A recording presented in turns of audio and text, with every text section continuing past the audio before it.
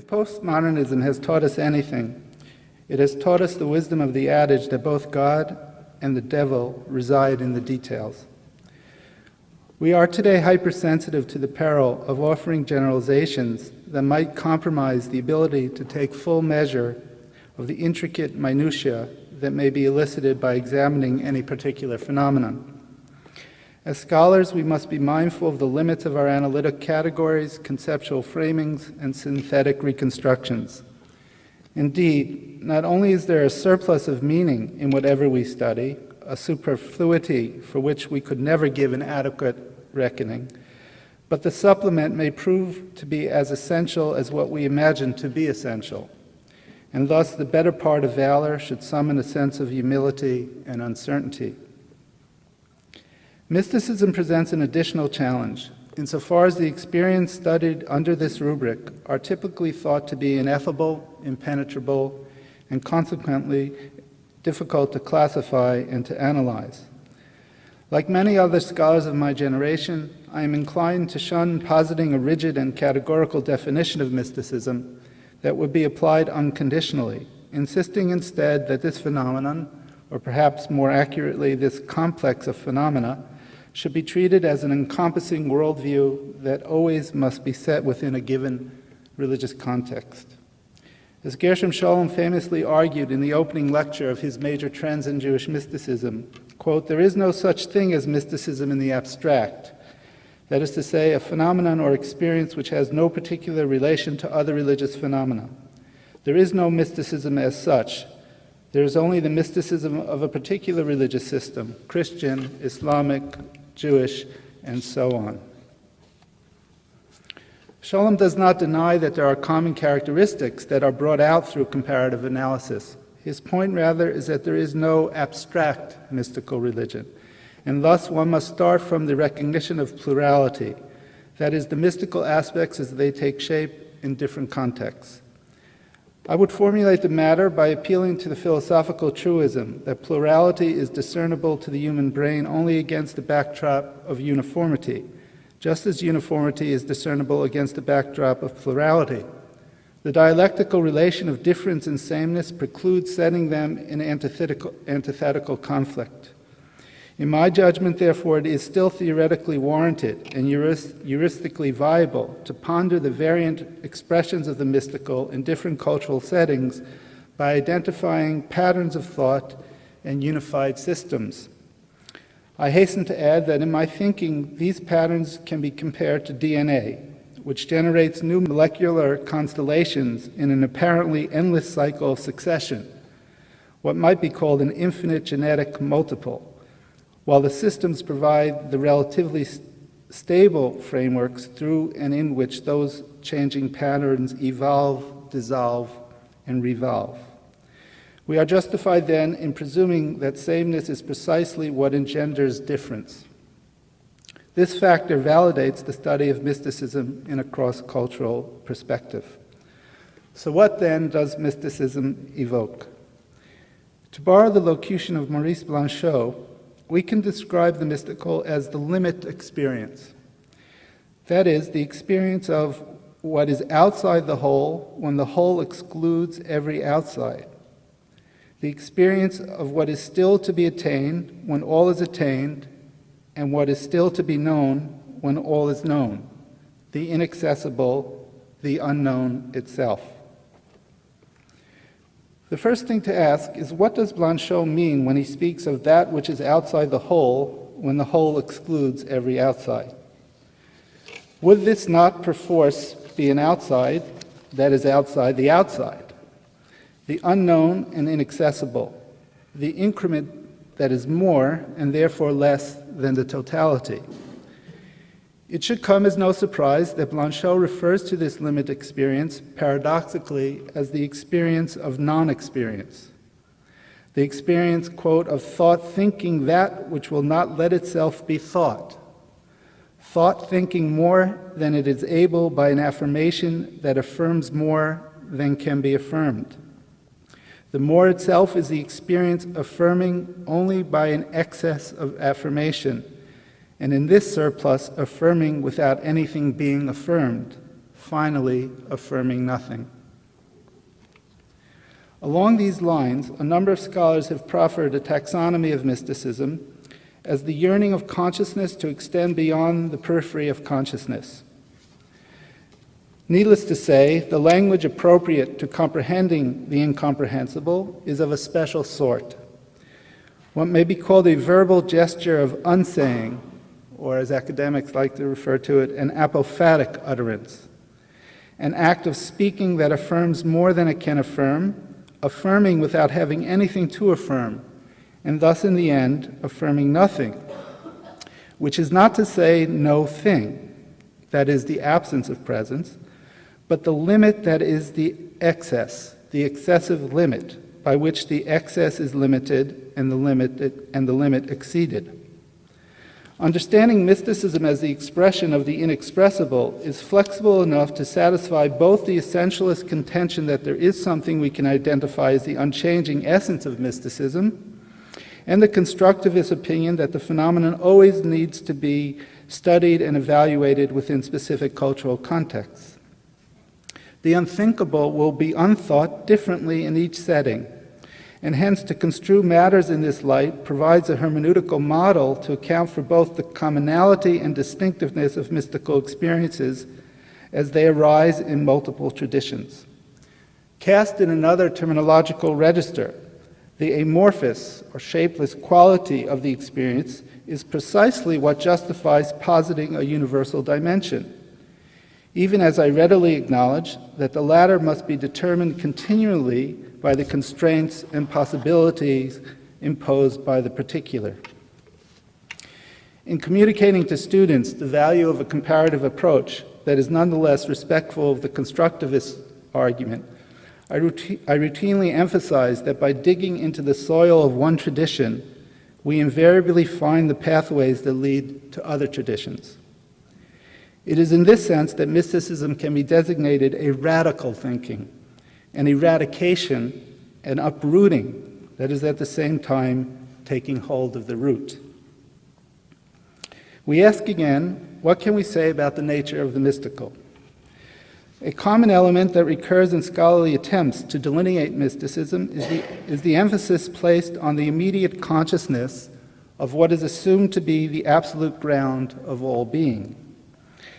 The ground alluded to by mystics is not subject to the critique of ontological substantialism or metaphysical essentialism. Since mystics have construed this ground metaphorically as the plenitudinal vacuum, the void swarming with the fullness of being's nothingness, the intrinsic reality that intrinsically lacks reality, the ultimate emptiness that is itself empty, the space of non-locality that resists the reification of nothing as something or of something as nothing. In monotheistic religions, like Judaism, or Christianity, or Islam, that inessential essence, that is the essence whose essence consists of having no essence, since what it is what it shall become, that essence is customarily identified as the personal deity of the scriptural narrative, the God of creation, revelation, and redemption.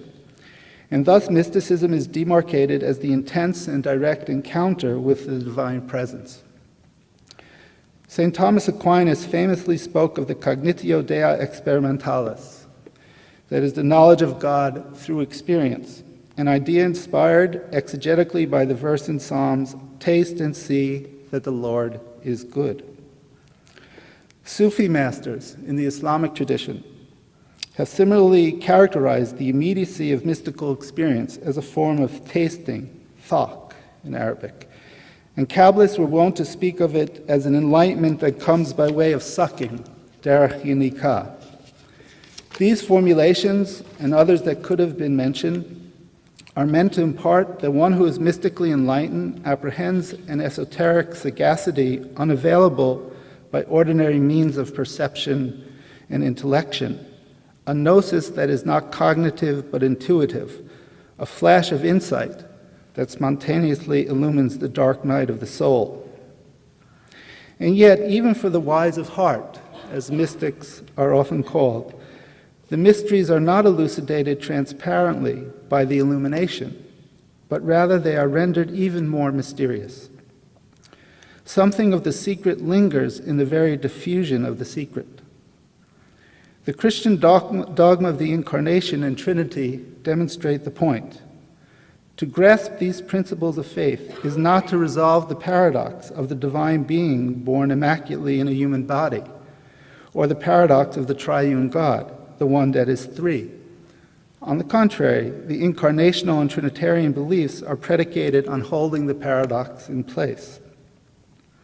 As another illustration, let me mention a secret that many scholars have singled as one of the characteristic doctrines of medieval Kabbalah, the Jewish mystical tradition, the mystery of the androgyne, or the belief that God possesses both masculine and feminine qualities, respectively the attributes of love and judgment, or the potency to overflow and the capacity to receive. To ascertain this teaching is not to put an end to the wonder of the mystery. In fact, contemplating the matter opens the mystery to its deeper depths as mystery. For what is it, after all, to say that the faith in the one God of Judaism involves comprehension of an experiential participation in the sacred union of the king and matrona, the bridegroom and the bride? From the mystical vantage point, transmission of the secret protects the secrecy of the secret. Indeed, the very exposure of the secret amplifies its occlusion. The dissemination safeguards its withholding. This is the case for both the mystic and the historian studying mysticism. What is revealed is a truth that cannot be revealed except through a veil. Many mystics speak of the goal as seeing through the veil. But to see through the veil is not to dispose of the veil. It is to see that there is no seeing without a veil. And in this seeing, the mind lets go of the fanciful urge to posit a face beyond the veil. The veiling of the veil, and not some truth that stands naked behind the veil, is what is finally unveiled. Alternatively expressed, mystical vision consists of discerning that there is no face that is not itself a mask.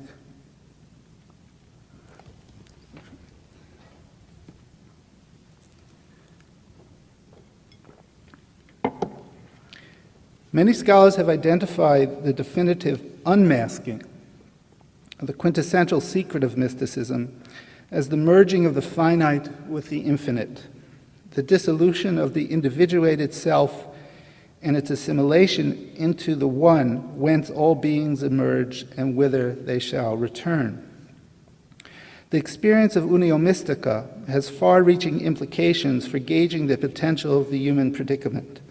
But here I want to focus on one issue that is most pertinent to the topic of this lecture series. In the monistic state of non-dual or transcendental consciousness, if indeed it can still be called a state, opposites coincide. Since within the infinite, there can be no discrimination. A succinct and relatively lucid formulation of this idea is found in the following passage from the Zohar, the Book of Splendor, which is the major anthology of Kabbalistic teachings that began to circulate in the 13th and 14th centuries in northern Spain in fragmentary units, and then through an extensive period of redaction and editing, it was finally published in the 16th century. So this is the passage. Rabbi Isaac said, "When the Holy One, blessed be He, created the world and wanted to reveal the depth of hiddenness and light from within darkness, they were contained one within the other. All things were contained one within the other. Good and evil, right and left, Israel and the nations, white and black. All things were dependent on one another." The goal of the contemplative life, according to the Kabbalists, is to ascend mentally to this plane, the moment before the separation of the infinite one into a duality. And within which the opposites coalesce. The mystical adept who has reached this place, that is no place, according to the turn of phrase in another Zoharic passage, has clearly traversed the dichotomies that regulate what Husserl labeled the natural attitude, that is, the common distinctions that are necessary for us to structure our way of being in the world coherently. The moral distinction between good and evil, the spatial distinction between right and left, the cultural distinction between different ethno-religious groups, and the perceptual distinction between white and black. All of these distinctions dissolve in the oneness of infinity. The standard disparity between permissible and prohibited, which is basic to the ritual fabric of any religious tradition, would be rendered problematic for the mind assimilated into the boundlessness that transcends all polarity. And to follow the logic to its conclusion, if the boundary that separates holy and profane is obliterated, then the life of piety engendered thereby could justify forms of behavior that ostensibly contradict what the law dictates. Extremes that can be manifest either as the intemperate indulgence in or as the austere withdrawal from the sensual. On this reading, as some scholars have argued, mysticism inevitably fosters an antinomianism, for the laws are repudiated and not just transcended. In my own work, I have preferred to refer to this facet of mysticism as hypernomianism, a change in terminology that intimates that the mystic does not break the law as such, but actually fulfills the law by extending beyond its limits. From the non-dual or monistic perspective, the very purpose of the law is to attain the degree of holiness in which there is no more distinction between holy and unholy, where righteous and transgressive behavior are no longer differentiated. To paraphrase the language of Paul in Romans 6:14, sin does not apply to a person who is no longer under the law. Or as he put it in Romans 14:14, Jesus had convinced him that there is nothing unclean of itself. Perhaps even more germane are the related statements in the pseudo-Pauline epistle to Titus 1:15, to the pure all things are pure, and in 1 John 3:9, whoever is born of God does not sin. The original intent of these dicta notwithstanding, it is easy to see how they could have been, as they were, interpreted in a hypernomian fashion. Rumi, the great Persian mystic of the 13th century, wrote in one of his poems, "I will fare as far as the meeting place of the two seas." With these words, based on the description of Moses in the Quran, he conveyed that the mystic journey is a search for the spot where opposites are identical, the convergence of light and dark, past and future, ephemeral and eternal. Rumi affirmed what Nicholas of Cusa, the Renaissance polymath, later referred to as the coincidentia oppositorum. The epistemological shift occasioned by the mystical excursion, accordingly, is called in the Sufi tradition a seeing of two eyes. That is a double vision, by which one discerns that opposites are not oppositional, or in the felicitous and perhaps even more paradoxical language of Kerouac, opposites are not the same for the same reason they are the same. The hypernomian stretching of the limit was expressed succinctly in another verse by Rumi. The man of God is beyond infidelity and religion. To the man of God, right and wrong are alike. The same sentiment underlies the following astonishing remark made by the 13th century Castilian Kabbalist Azrael of Gerona in response to the hypothetical query regarding the possibility of God creating something out of nothing. This is what he wrote. The one who brings forth something out of nothing is not depleted, for the something is in the nothing in the manner of the nothing, and the nothing is in the something in the manner of something. The Creator is the principle of identity for every way of faith and way of heresy, for they are identical in the place of the conjunction of his nothing in his something. That God should be identified as the root of faith and heresy is not shocking. Indeed, in a strictly monotheistic system, how could it be otherwise? But what is so provocative about this statement is the assertion that in the Creator, the way of faith and the way of heresy are equal. How can this be? Clearly, this presents a challenge to the normative assumption that the heretic is one lacking in faith. But the dyad collapses in the mystical awareness that there is no binary distinction in the indifferent or equanimous unity of the infinite. A phrase employed by the Kabbalists to proclaim this idea is Shnei hafachim benoseh echad, two opposites in one subject, an idea that obviously assaults the Aristotelian principle of non-contradiction, which states that for any proposition, P and not P cannot both be true concomitantly.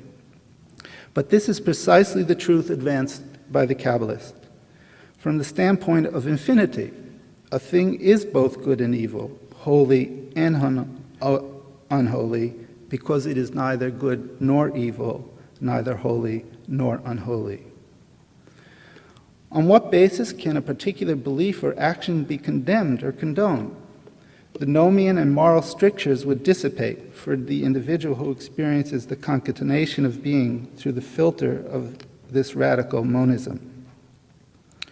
But can such a mystical vision be implemented sociologically without tearing the very fabric of the religion that facilitated the vision?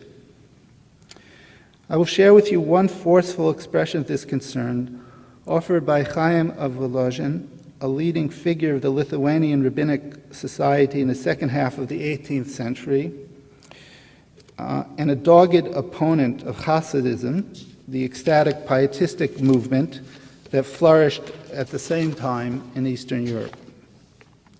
In his treatise Nefesh HaChaim, The Soul of Life, Rabbi Chaim distinguished two modalities of truth, the absolute and the relative.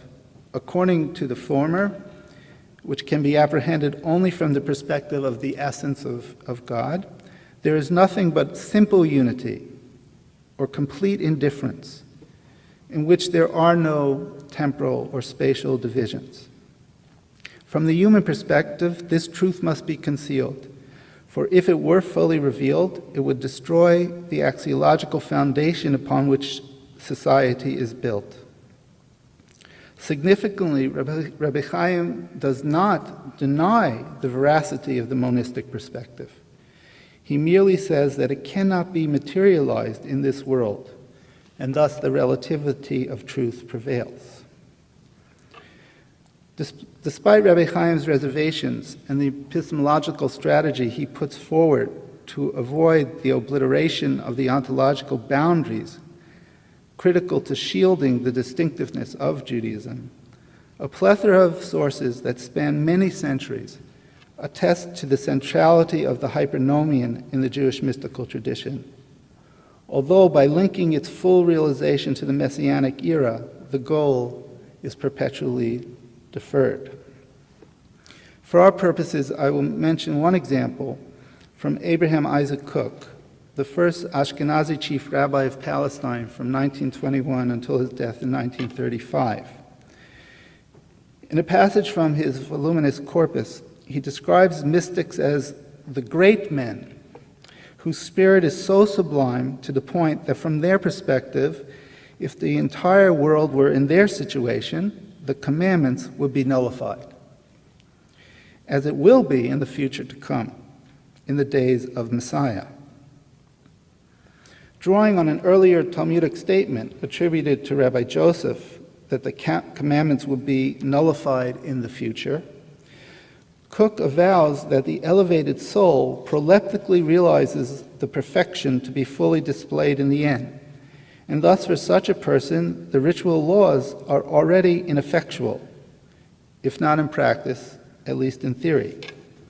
As he puts it in another passage, with regard to the supernal divine truth, there is no difference at all between conceived belief and heresy. That same theme again. Neither of them offers the truth, but faith brings one close to truth and heresy to deceit, and as a result, good and evil ensue from these opposites. The world in its entirety, with all its spiritual and material values, is in relation to our assessment. And in relation to our assessment, truth is revealed in faith, which is the source of good, and deceit and heresy, which is the source of evil. However, in relation to the light of the infinite, everything is equal. Heresy, too, is a disclosure of the force of life, for the light of life of the supernal splendor is garbed within it, and consequently, spiritual warriors gather very good sparks from it. From our relative standpoint, it is prudent to distinguish belief in heresy and the good and evil derived therefrom, but from the absolute standpoint, the two are indistinguishable. Darkness is itself perceived to be a manifestation of light, which I think is a key to this room. And hence the magnanimous soul can descend into the depths of darkness to gather the sparks of light imprisoned therein. To realize this truth, which surpasses the conventional distinction between truth and untruth, one must walk the path that leads beyond the path of lawfulness, not necessarily by breaking the law, but by fulfilling the inscription of its erasure. Ironically, it is the outlaw who complies meticulously to the law, to the extent that insubordination itself is a form of obedience. My painstaking study of Jewish mysticism these past decades has sensitized me to a larger issue in the investigation of mysticism. On the one hand, the intrinsic vocation of the Jewish mystic is tagged as the ability to acquire gnosis of and to be integrated within the non-differentiated essence. But on the other hand, in that very essence, opposites are no longer distinguishable. Once it would follow that the schism between Jew and non-Jew would be subject to subversion. The mystical impulse cultivated by Kabbalists allows us to speak of a universal singularity. That is, a universal effacing of boundaries that is nevertheless the singular dispensation of one ethnic faction to execute. Here we touch upon what I deem to be an intractable incongruity of the messianic promise as it has been refracted through the prism of the mystical teaching in Judaism. The identity of difference is apperceived through the speculum of the difference of identity. This casts a spotlight on the blind spot in the system on the whole, a non-egocentrist philosophy that is concurrently ethnocentric. The mystical quest for the underlying interconnectivity through which all things are linked should problematize the divisiveness that is implied by the claim of uniqueness. And yet, the paradox is that the Jew undermines the gap separating Jew and non-Jew by steadfastly upholding the gap separating Jew and non-Jew. What does the particular case of Jewish mysticism teach us about the lot of humanity more generally? It is no secret that even in our predominantly secular society, the power of religion persists in our national consciousness and political discourse. Atheism and agnosticism surely are to be tolerated and even defended constitutionally. But one wonders if a person who did not explicitly profess belief in God, let alone someone who openly denied or expressed doubt about the existence of God, could stand a chance of running for the presidency. Menachem Mendel Schneerson, the seventh and presumably last master of the Chabad Lubavitch dynasty, a Russian Hasidic sect that reestablished its headquarters in Brooklyn during the Second World War, was fond of noting in the last decades of his life that the superpower status of America is directly related to the fact that it is distinguished among all modern nations in placing exceptional emphasis on faith and conviction in God, a propensity, he said, exemplified in the slogan, "In God We Trust," which is connected especially to the nation's currency.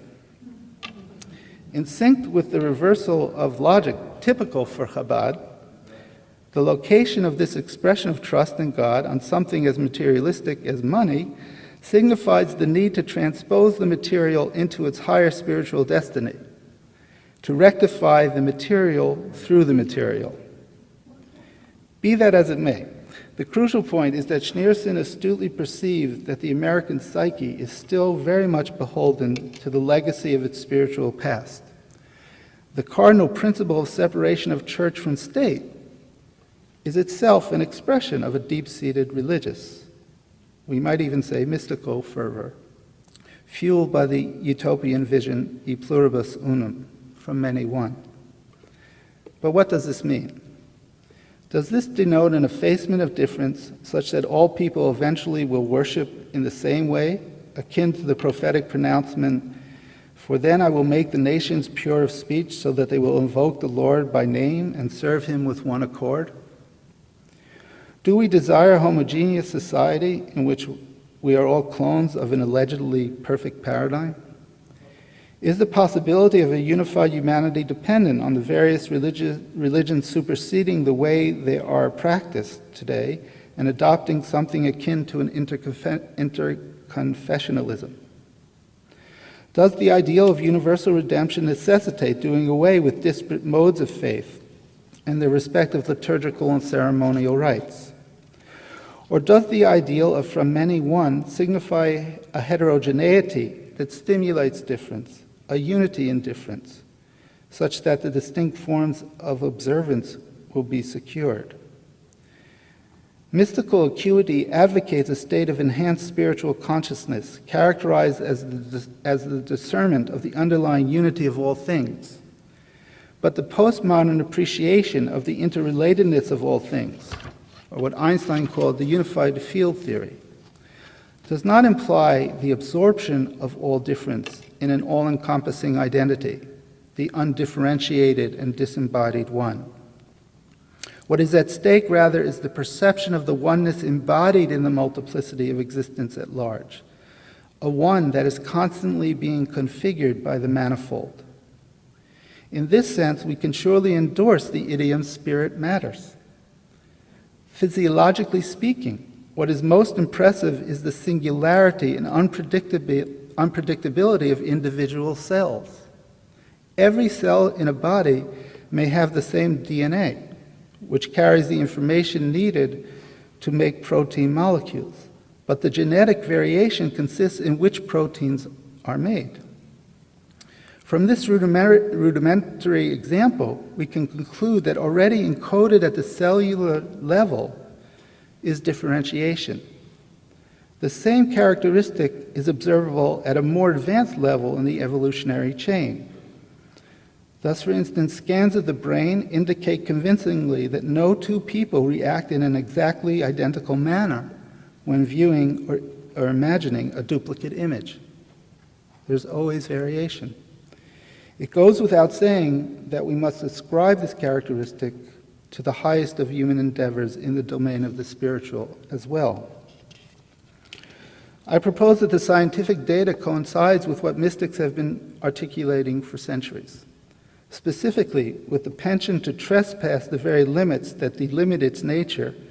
Mysticism can serve as a good vehicle to enunciate a spirituality that embraces the universal and the particular dialectically, so that it is meaningless to imagine the one in the absence of the other. Indeed, if we attend carefully to the voice of mystics that have reverberated through history, we can fathom the supreme secret that the universal is not only achieved through the agency of the particular, but its very instantiation preserves the particularity. Simply put, oneness entails multiplicity, universality fosters singularity. When the theological knowledge is translated anthropologically, we can say that ethnocentrism is, as the philosopher Emmanuel Levinas taught, the condition that secures the viability of a genuine alterity, since the notion of an absolutely universal, the principle that grounds the sense of respect for and responsibility towards the irreducible other, can be served only through the particularity of each people. Otherness is what makes the other the same. What I share with the other is that we are different. This, I submit, is the great achievement of mystics as well. Visionaries who have sought from time immemorial to transform the very traditions that have transformed them, by simultaneously sustaining and surpassing the specificity of their upbringing. On this score, mysticism can be branded the path that leads away from the path, That is, a path that is both paved and subverted by the very traversing of the path. The final station on the path may very well be to venture beyond the path, but to undergo such an adventure, the code of the road, as it were, requires one to travel the path continuously.